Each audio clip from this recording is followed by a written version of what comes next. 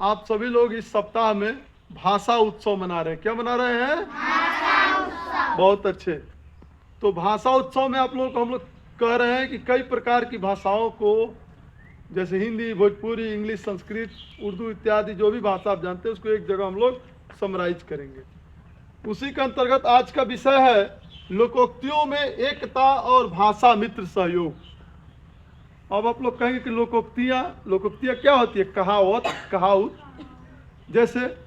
जैसे कि हम गांव में कहते हैं कि जैसा को तैसा, कहते हैं ना हिंदी में। भोजपुरी में कहते हैं कि जे जैसन करी वैसन पाई। उसी को आप संस्कृत में कहते हैं कि सठे साठ्यम समाचरित। अंग्रेजी में कहते हैं टीट फॉर टैट।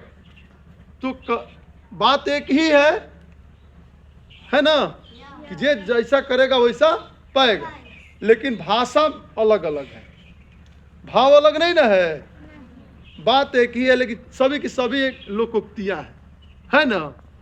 उसी अंदाज में एक कहानी है, पंचतंत्र में कहानी है कि एक किशन नाम का व्यापारी था। वह व्यापार करने के लिए गांव छोड़कर कहीं दूर चला गया। तो जाने से पहले उसके पास एक मन मतलब 40 किलो को एक मन कहते हैं, लोहे का तराजू, वो एक सेठ को गांव में देकर चला गया कि आप इसको मेरी धरोहर के रूप में रखे रहिए, मैं जब लौट के आऊँगा तो मुझे दीजिएगा। वो गया कहीं बाहर कमाने, बहुत सारा पैसा रुपया कमाया। पैसा कमाने के बाद जब वो लौट के आया अपने गांव में, तो वो सेठ जिसको देकर गया था तराजू, वो तराजू सेठ छिपा लिया। सोचा कि इनको क्या देना है ना। तो वो अब देने से मना कर दिया, कहा कि आपका तराजू चूहे खा गया। तो व्यापारी ने सोचा, किशन ने सोचा कि अरे भाई सेठ तो हमसे झूठ बोल रहा है, ऐसा भला हो सकता है कि कोई चूहा लोहे का तराजू खा जाए? संभव नहीं ना है। तो कहा कि ठीक है, काम करिए, कल मैं गंगा जी में नहाने जाता हूँ और नहाने के समय आप अपने बेटे को मेरे साथ भेज दीजिए। तो हुआ कि ठीक है भाई। अगले दिन उसका बेटा किशन के साथ नहाने नदी में जाता है। तो किशन क्या करता है कि उसके बेटे को ले जाकर एक गुफे में बांध देता है, मुंह बंद करके रसरी से बांध देता है। और फिर आके कहता है कि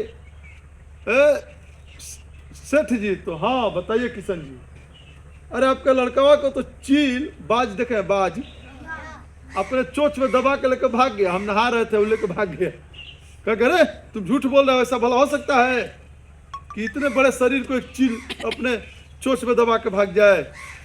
तो कहा कि हाँ जी ऐसी बात है। तो मामला राजा के दरबार में गया। तो राजा के दरबार में राजा से किशन ने, दोनों की बात राजा ने सुना। तो किशन ने कहा कि हाँ महाराज, उसने भी अपनी घटना बताया। तब जाकर राजा ने कहा कि अरे ये कैसे हो सकता है? तो वहाँ डर के मारे सेठ कहता है कि हाँ आपका तराजू मैं ही लिया हूँ। ठीक है भाई। उसने कहा कि क्या एक चोंच में आदमी को उड़ा सकता है कोई पक्षी? तो क्या एक चूहा एक मन का मतलब 40 किलो का तराजू खा जाएगा? तो इस प्रकार दोनों लोगों को न्याय मिला।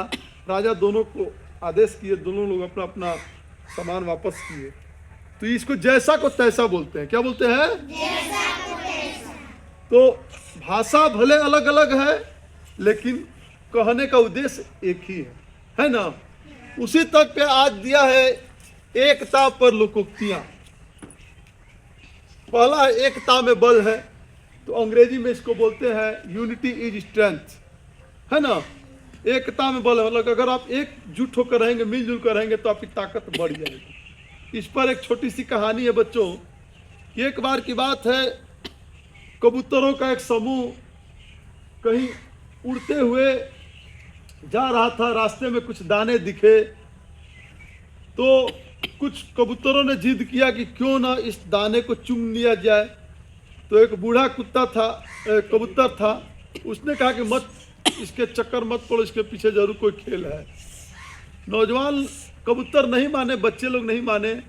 वो जैसे गए उस चावल के दाने को चुगने के लिए, वैसे शिकारी जाल बिछा के पहले से तैयार था और अपना जाल फेंका। सभी कबूतर उसमें फंस गए। अब कुछ दूर पे खड़ा था शिकारी, तो बूढ़े ने, कबूतर ने कहा कि अरे तू फंस गए हम लोग, मैं कह रहा था कुछ चाल है। तो उसने कहा कि भाई अकेले तो ये हम जाल लेकर उड़ नहीं पाएंगे। तो सभी कबूतरों से कहा कि सभी लोग मिलजुल कर एक साथ शक्ति लगाइए और इस कबूतर और इस जाल को हम लोग लेकर उड़ जाए। सभी कबूतरों ने ऐसा ही किया और वो शिकारी के जाल के पास पहुंचने से पहले वो सभी कबूतर मिलकर उस जाल को ऊपर आसमान उड़ा कर भाग गए और शिकारी यूं ही देखता रह गया। यानी कि यहाँ पर छोटे छोटे जो कबूतर थे मिलकर एक जाल उड़ा दिए। यानी यहाँ पे क्या है, एकता में बल है। क्या है ना? मतलब मुट्ठी हम लोग बांधेंगे तो हमारी मुट्ठी मजबूत हो जाती है ना, बाह मजबूत हो जाती है ना, 5 उंगली मिलकर एक शक्ति बनती है ना। तो वही है, संगठन में शक्ति है। कल युगे संघे, मतलब कलयुग में संघ का, संगठन का बहुत महत्व है, पावर है। आप एकजुट होकर रहेंगे तो आपकी पावर और बढ़ जाएगी, ताकत बढ़ जाएगी। एक और एक 11 होते हैं। ये बताओ, एक लिखे हैं और फिर एक लिख दोगे तो क्या हो जाएगा? एक ज्यादा बड़ा मजबूत होगा कि 11? हाँ, तो हमेशा संगठन में शक्ति होती है बच्चों। इसीलिए आप लोग मिलकर रहिए, मजबूत बनिए। ठीक है। अब अगला है कि भाषा मित्र सहयोग। तो भाई सबकी बोली सबका सम्मान, हमें सभी भाषाओं का सम्मान करना है।